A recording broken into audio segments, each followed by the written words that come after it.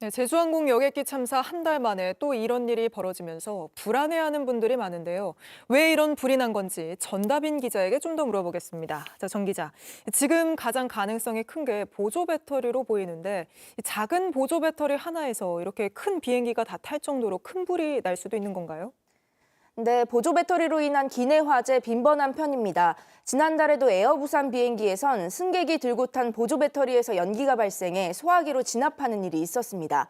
보통은 이렇게 작은 소화기나 물로 진압할 수 있지만 큰 불로 번질 가능성도 배제할 수 없다고 합니다. 들어보시죠. 승객들이 갖고 있는 짐들이 가연성 소재가 많기 때문에 선반 안에 있다 보니까 초기 소화를 완료하기는 굉장히 어려운 조건이라고 보여집니다. 때문에 보조 배터리 등 기내 반입 물품에 대한 규정 강화 목소리는 계속 나오고 있습니다. 항공업계에선 직접 휴대해야 한다, 선반에 올려선 안 된다 등 가이드라인을 보다 명확하게 개선해야 한다는 의견도 있습니다. 이게 출발하고 나서 이런 불이 났다면 정말 큰 참사로 이어질 뻔했다는 우려가 굉장히 많이 나오고 있죠. 그러니까 이제 막 조사가 시작된 거니까 정확한 원인은 좀 더 기다려봐야겠습니다만 또 다른 가능성도 있습니까? 네, 사고 조사에는 모든 가능성을 열어놓고 있습니다. 보조 배터리가 아닌 다른 인화물질, 예를 들어서 전자담배 훈증기 등에서 불이 났거나 기내 위쪽에 전기합선 가능성도 배제할 수는 없습니다. 사고 직후엔 꼬리 엔진, 네. APU 화재도 거론됐지만 가능성 낮아 보입니다. JTBC 제보 영상을 살펴본 전문가들도 그쪽은 불이 붙지 않은 걸로 보인다고 전했습니다.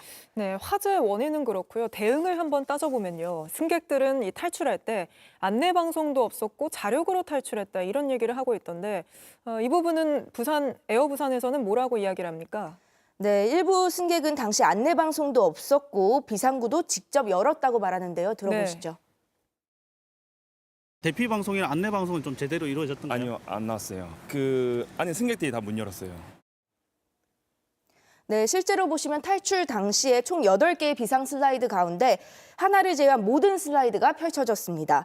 에어 부산 측은 이에 대해서 별도 안내 방송을 할 시간이 없었다. 비상 탈출 시 승객이 직접 비상구 조작이 가능하다고 설명했습니다. 네. 하지만 전문가들은 승객이 임의로 비상구를 열고 닫는 행위가 추락이나 폭발 등 더 큰 피해를 낳을 수 있다고 지적합니다. 긴박한 상황인 걸 고려해도 승무원 통제가 제대로 이뤄지지 않았다는 증언도 나온 만큼 대응 매뉴얼이 개선돼야 한다는 목소리도 나옵니다. 알겠습니다. 전다빈 기자와는 여기까지 이야기 나눠보겠습니다. JTBC 뉴스를 시청해주셔서 고맙습니다. 저희는 저녁 6시 30분 뉴스룸에서 뵙겠습니다.